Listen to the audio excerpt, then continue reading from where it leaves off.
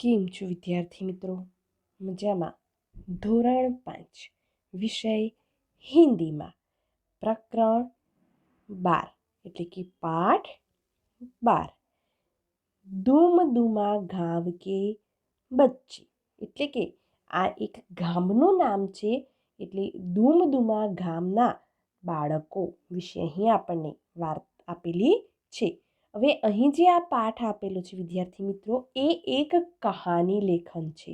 બરાબર, એટલે કે એક વાર્તા લેખન છે. તો અહીં આ પાઠની અંદર આપણને સમજાવવામાં આવ્યું છે કે બચ્ચો में अपार क्षमताएं होती है, उनमें स्वयं कुछ करने की लगन पैदा करना आवश्यक है.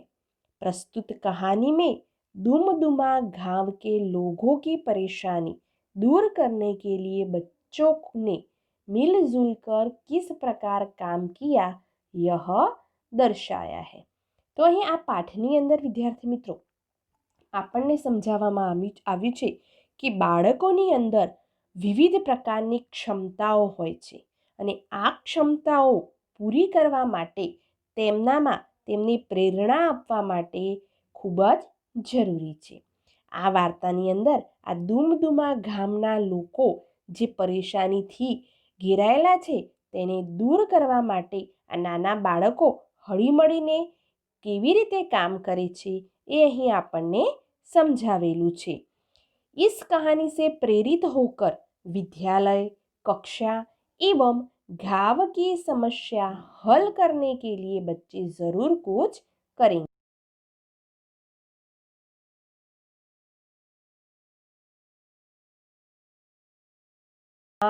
अथवा तो शहर में जे कई समस्या उत्पन्न थई होय तेने हल करवा माटे बाळको प्रेरित थईने जरूर કંઈક કામ કરશે.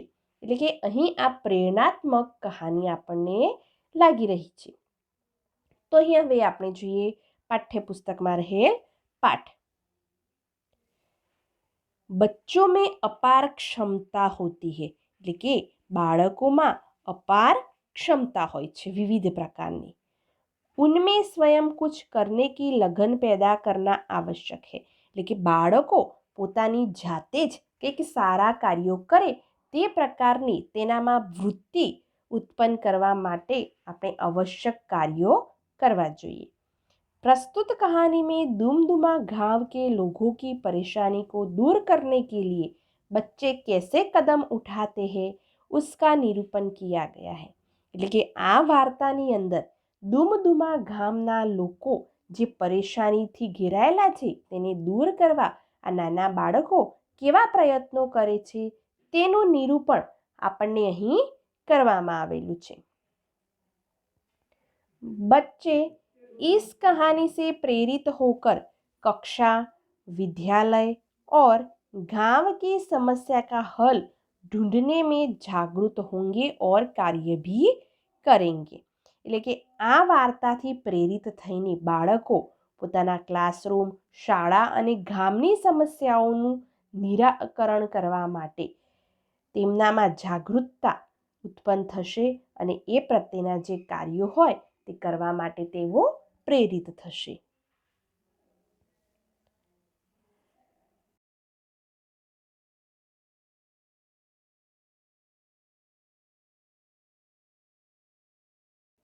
यहाँ हमेशा पानी की कमी रहती थी. અહીં આ ગામની અંદર હંમેશા પાણીની તંગી રહેતી હતી. ખેત सूख जाती, ખેતરો સુકાઈ જતા હતા. लोग परेशान रहते पर कोई उपाय नहीं कर पाते थे. लोगो हैरान થતા પરંતુ તે માટે કોઈ જ પ્રયત્નો કોઈ જ ઉપાય કરી શકતા ન હતા કે ગામમાં પાણીની તંગી છે તો કંઈક સારા એવા કાર્યો કરીએ, નહેર ખોદાવીએ અથવા તો કૂવો કરીએ, તળાવ બંધાવીએ જેથી આ પાણીની તંગીની જે સમસ્યા છે એ દૂર થાય. પણ એ માટે આ ગામના લોકો કઈ જ ઉપાય કરતા ન હતા. बच्चे पानी में खेलना चाहते थे, तैरना चाहते थे, पर कहाँ? જે નાના બાળકો હતા આ ગામના એ પાણીમાં રમવા માંગતા હતા, તરવા માંગતા હતા, પણ ક્યાં જઈને તરે? ગામમાં ક્યાંય તળાવ ન હતું, બરાબર, અને પીવાના પાણીની પણ તંગી રહેતી હતી.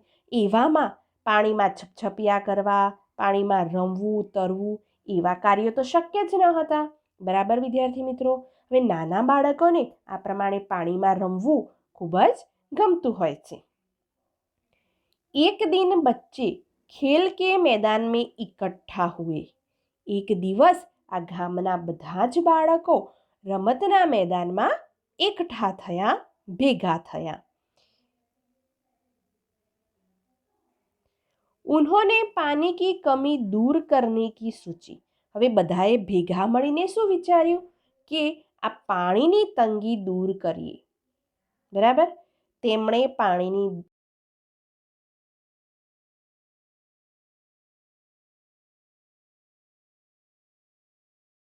બિલ્લુ બોલા, એટલે કે અહીં આ બિલ્લુ નામનો જે છોકરો છે તે શું બોલ્યો કે હું વાદળોને રોજ વિનંતી કરીશ કે તેઓ રોજ વરસે, એટલે કે રોજ વરસાદ થાય. બાદલ રોજ कैसे बरस सकते हैं. મહિમા બોલી. મહિમા નામની જે છોકરી હતી તે શું બોલે છે અહીં કે વાદળા રોજ કેવી રીતે વરસી શકે છે. બરાબર. હવે અહીં પાઠ્યપુસ્તકની અંદર આપણને એક ચિત્ર આપેલું છે વિદ્યાર્થી મિત્રો, જેમાં 4 બાળકો આપેલા છે.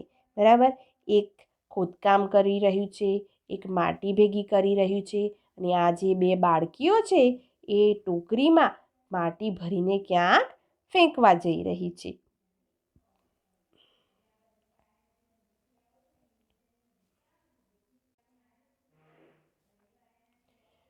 तब फिर क्या हो, सब सोचने लगे. બિલ્લુએ કહ્યું કે રોજ વાદળો વરસે તેવી વિનંતી કરું, પણ એ વાતના જવાબમાં મહિમા કહે છે કે વાદળા રોજ કેવી રીતે વરસી શકે. તો આગળ બધા બાળકો વિચાર કરે છે કે તબ ફિર ક્યાં હો સબ સોચને લગે, તો પછી શું થાય એ પ્રશ્નના બાબતમાં બધા વિચાર કરવા લાગ્યા. क्यों न एक बड़ा सा गड्ढा खोदे.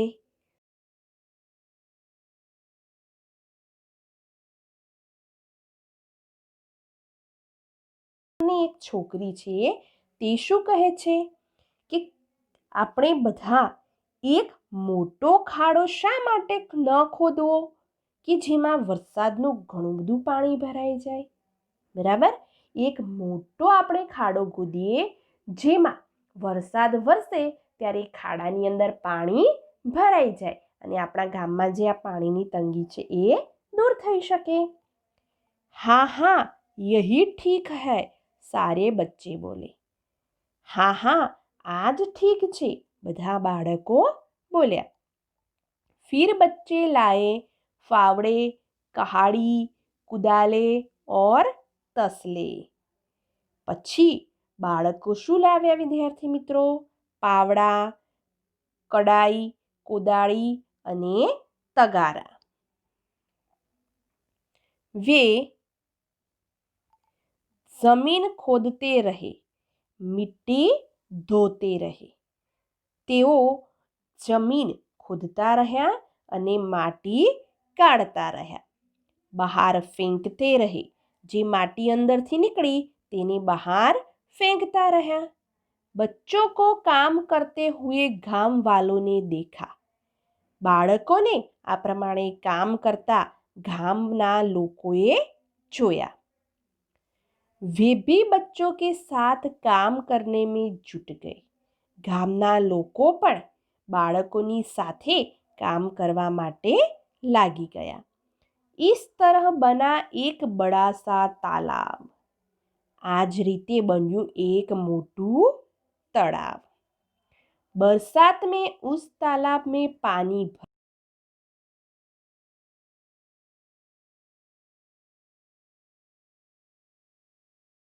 થયું, પાણી ભરાયું. पानी से खेतों की सिंचाई हुई. खेतों में मक्का और धान लहलहाए. પાણીથી શું થયું? ખેતરોની સિંચાઈ થઈ. ખેતરોમાં મકાઈ અને ડાંગર લહેરાયા. लोग बहुत खुश हुए और बच्चे पानी में छपाछप खूब नहाए. લોકો ખૂબ ખુશ થયા અને બાળકો પાણીમાં છપાછપ ખૂબ નાહ્યા. બરાબર વિદ્યાર્થી મિત્રો? તો આ પ્રમાણે આપણે અહીં આ એક બીજું ચિત્ર આપ્યું છે. તેમાં જોઈ શકીએ છીએ કે જે બાળકોએ મળીને એક મોટો જે ખાડો ખોદ્યો હતો, તેમાં ચોમાસાની ઋતુમાં વરસાદ થયો અને તેમાં પાણી ભરાયું અને એ પાણીથી બધાએ નહેરો ખીંચીને પોતાના ખેતરમાં સિંચાઈની સગવડ કરી અને તેના કારણે ખેતરોના પાક લહેરાવા લાગ્યા અને બાળકો પણ શું કર્યું? પાણીમાં છબાછપ કરવા લાગ્યા. બરાબર? તો આ જ પ્રમાણે આ દુમદુમા ગામમાં જે પાણીની સમસ્યા હતી, તંગી હતી, તે દૂર થઈ. બરાબર વિદ્યાર્થી મિત્રો? તો અહીં આપણે શું સમજ્યા કે આ બાળકો કોઈ પણ કાર્ય કરવા માટે સક્ષમ હોય છે. નાના હોય તો શું થયું? બરાબર? એમ આપણે પણ આપણા મનમાં જો દ્રઢ નિશ્ચય કરીએ તો કોઈ પણ કાર્ય સરળતાથી પાર પાડી શકીએ છીએ. હવે આપણે જોઈશું વિદ્યાર્થી મિત્રો પાઠ્યપુસ્તકમાં રહેલ શબ્દોના અર્થ. શબ્દાર્થ.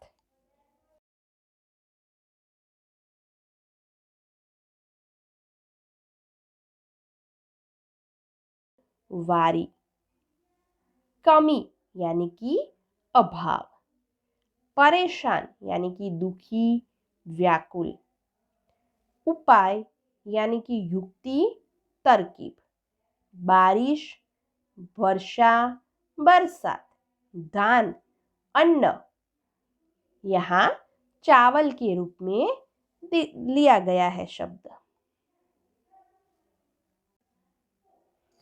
હવે જોઈશું આપણે પાઠ્યપુસ્તકમાં રહેલ અભ્યાસ, જેમાં પ્રશ્ન 1 સોચ કર બતાઈએ. વિચારીને જે વાક્યો આપ્યા છે તેને આપણે જવાબ આપવાનો છે.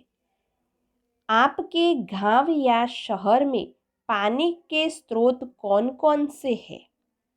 तो जवाब होगा मेरे गांव में कुआं, नदी, तालाब, चेक डैम, ट्यूबवेल आदि पानी के स्रोत है. हम पानी का उपयोग कहाँ कहाँ करते हैं? तो जवाब है हम पानी का उपयोग पीने में, नहाने में, रसोई बनाने में, कपड़े धोने में, खेतों की सिंचाई में और कारखानों में करते हैं. पानी हमारा जीवन है. पानी का अपव्यय नहीं करना चाहिए. अब बताइए कि लोग पानी का अपव्यय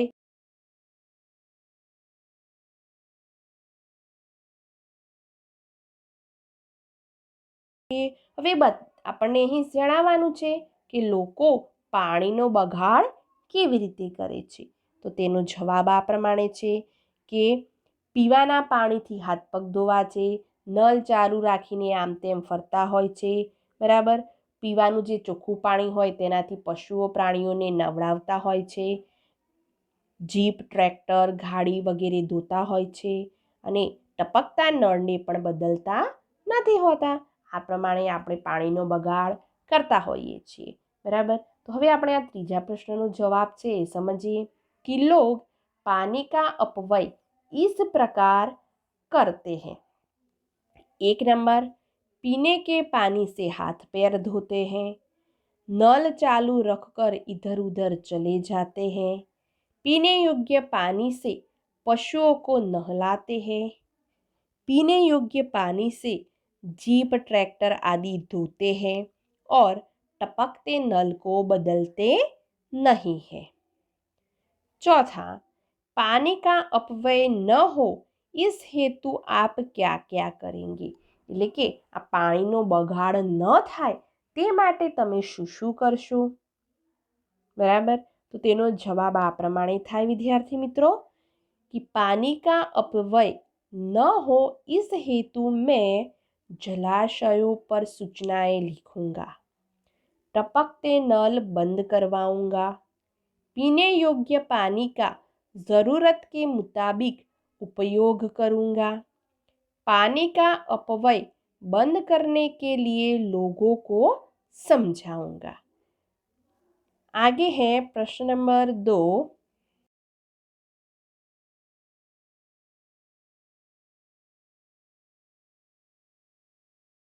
वे नदी, जल परियोजना, चेक डैम या खेत तालाब की मुलाकात करवाइए। मुलाकात के बाद छात्रों ने जो देखा है उसकी कक्षा में चर्चा और लेखन करवाइए। तो विद्यार्थी मित्रों, હવે તમારા ગામ અથવા શહેરની નજીક કોઈ નદી, કોઈ જલ પરિયોજના, ચેક ડેમ અથવા તો તળાવ હોય તેની આપણે શું કરવાની છે? મુલાકાત કરવાની છે। અને એ મુલાકાત દરમિયાન તે સ્થળ તમને કેવું લાગ્યું તે વિશે આપણે ક્લાસરૂમની અંદર ચર્ચા કરવાની છે અને તેનું લેખન કાર્ય પણ કરવાનું છે। પણ અત્યારે હાલ તો આપણે આ જે પ્રશ્ન છે તેની ચર્ચા તો ક્લાસરૂમની અંદર ન કરી શકીએ, પણ કદાચ જો તમારા ગામ અથવા શહેરની આજુબાજુ આ પ્રમાણે નદી અથવા તળાવ હોય તો તેની મુલાકાત તમે તમારી જાતે તમારા મમ્મી પપ્પા જોડે જઈને લઈ શકો છો અને તેના વિશેનું લેખન કાર્ય તમે તમારી જાતે નોટબુકની અંદર કરી શકો છો।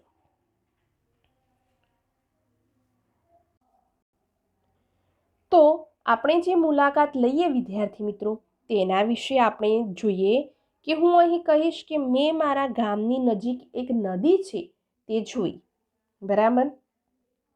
તો તેના વિશે હું તમને અહીં જણાવું कि हमारा गांव पहाड़ी इलाके में है। हमारे गांव के पास एक नदी बहती है, उसका नाम है चुल्ही नदी।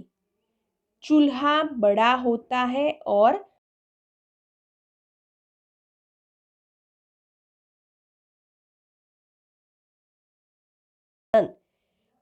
उसका नाम चुल्ही पड़ा है। इस नदी का जल प्रवाह इस चुल्ही की आकृति से निकलता है। यह दृश्य बड़ा मनोहर होता है। यहाँ इस नदी पर एक चेक डैम बनाया गया है। उसमें बहुत पानी जमा होता है। उस पानी में खेतों की सिंचाई होती है। चारों ओर से पशु पक्षी यहाँ पानी पीने के लिए आते हैं। नदी का पानी नहाने और कपड़े धोने के काम में आता है।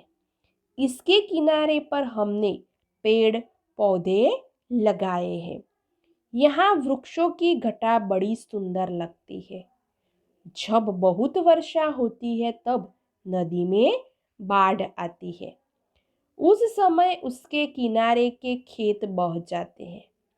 कभी कुछ पशु भी पानी में बह जाते हैं। फिर भी नदी हमारी माता है और पानी हमारा जीवन है। बराबर।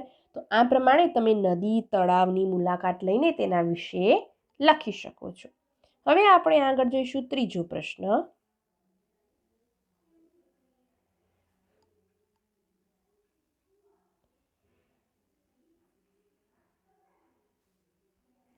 तो प्रश्न नंबर 3 अ, इकाई में आए शब्द नीचे दिए गए कोष्टक में छिपे हुए हैं, उन्हें ढूंढिए और इस तरह का निशान करना है और लिखने हैं।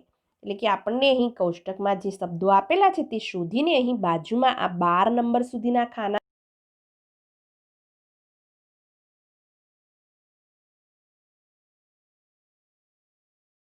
આપેલો છે એ જ પ્રમાણે આપણે બીજો શબ્દ શોધીશું બરસાત, ધૂમધૂમા,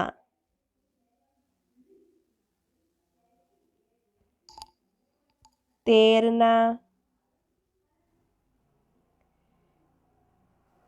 भरना,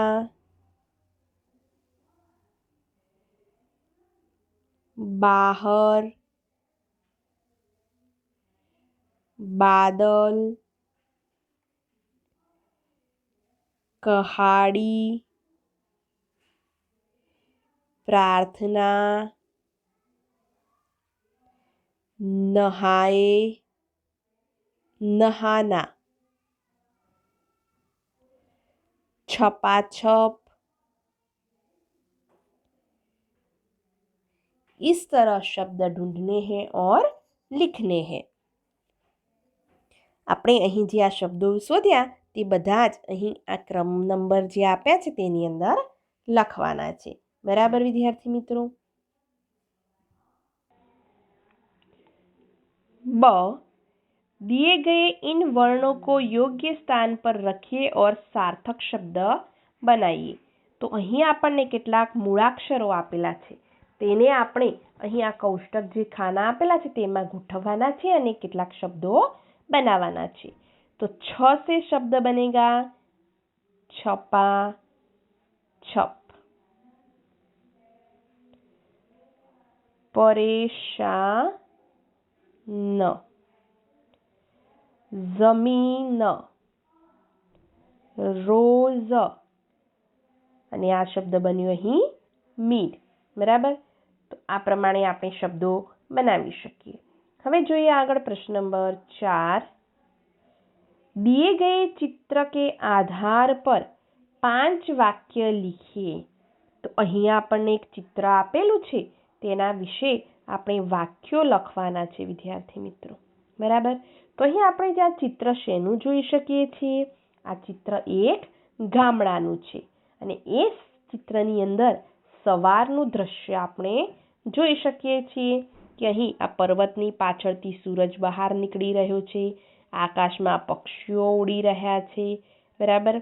કેટલાક બાળકો રમી રહ્યા છે, કેટલીક સ્ત્રીઓ કપડાં તળાવના કિનારે ધોઈ રહી છે, ખેડૂતો ખેતી કરી રહ્યા છે। આ પ્રમાણે આપણે આ ચિત્રનું વર્ણન કરી શકીએ છીએ કે કેટલાક ઘરો દેખાઈ રહ્યા છે, એક ઘરની નજીકમાં મંદિર છે, કેટલાક વૃક્ષો પણ આપણને દેખાઈ રહ્યા છે। तो આપણે આ ચિત્રનું વર્ણન કરીશું। यह गांव का दृश्य है।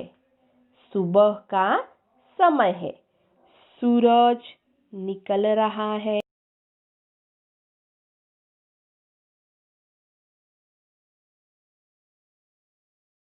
और घर दिखाई दे रहे हैं। एक मंदिर भी दिख रहा है। मैदान में 2 लड़के गेंद खेल रहे हैं। तालाब के किनारे 2 स्त्रियां कपड़े धो रही है। एक बालक खेत के पास खड़ा है। खेत में एक किसान है। किसान क्या कर रहा है? हल चला रहा है। 2 बैल हल खींच रहे हैं। तो आ प्रमाणे આપણે આ ચિત્રનું વર્ણન કરી શકીએ છીએ। બરાબર। प्रश्न नंबर 5। नीचे दिए गए चित्र के आधार पर कहानी कथन कीजिए। तो અહીં આપણને એક ચિત્ર આપેલું છે એ ચિત્રને આધારે આપણે શું કરવાનું છે? અહીં એક વાર્તા લખવાની છે।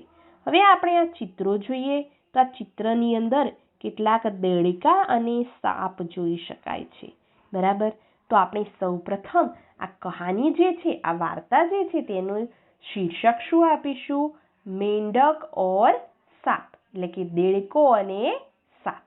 બરાબર વિદ્યાર્થી મિત્રો। તો આપણે આ વાર્તા જોઈશું कि एक तालाब था, उसमें बहुत सारे मेंढक रहते थे। तालाब के किनारे बरगद का एक पेड़ था। उसकी जड़ में एक बील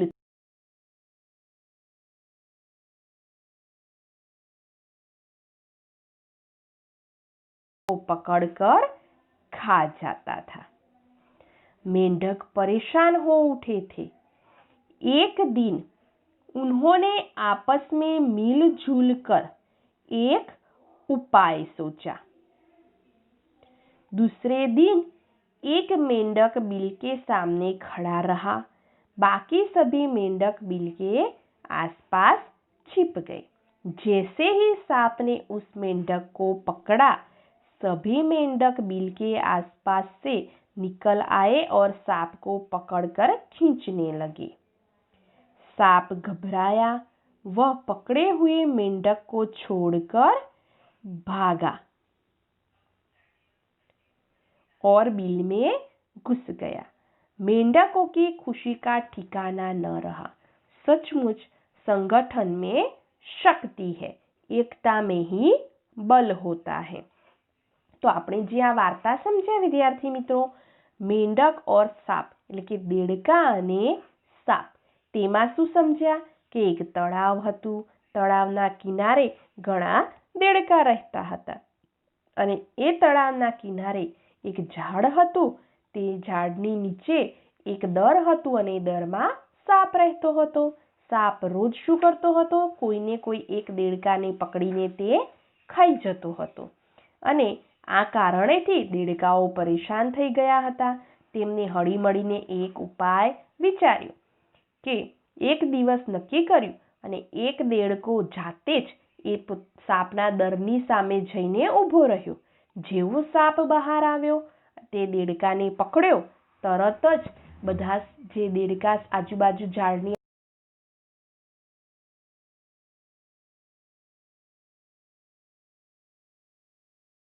ગયો અને ડરીને પોતાના દરમાં જઈને છુપાઈ ગયો, સંતાઈ ગયો અને આ જોઈને દેડકાઓ ખૂબ જ ખુશ થઈ ગયા। એટલે જ કહેવાય છે કે ખરેખર સંગઠનમાં શક્તિ છે અને એકતામાં બળ રહેલું છે। તો વિદ્યાર્થી મિત્રો, અહીં આપણે આ પાઠ 12 દુમદુમા ગાંવ કે બચ્ચેમાં પાઠનો સમજૂતી જોઈ, શબ્દાર્થ જોયા અને તમારા પાઠ્યપુસ્તકમાં રહેલ અભ્યાસ વિશેની પણ સમજૂતી મેળવી। બરાબર? તો તમને આ અભ્યાસની PDF મોકલવામાં આવશે, જે તમારે સમયાંતરે નોટબુકની અંદર લખવાની રહેશે। હવે આગળના વિડીયોની અંદર આપણે પાઠ્યપુસ્તકમાં રહેલ સ્વાધ્યાય વિશેની સમજૂતી મેળવીશું। Thank you.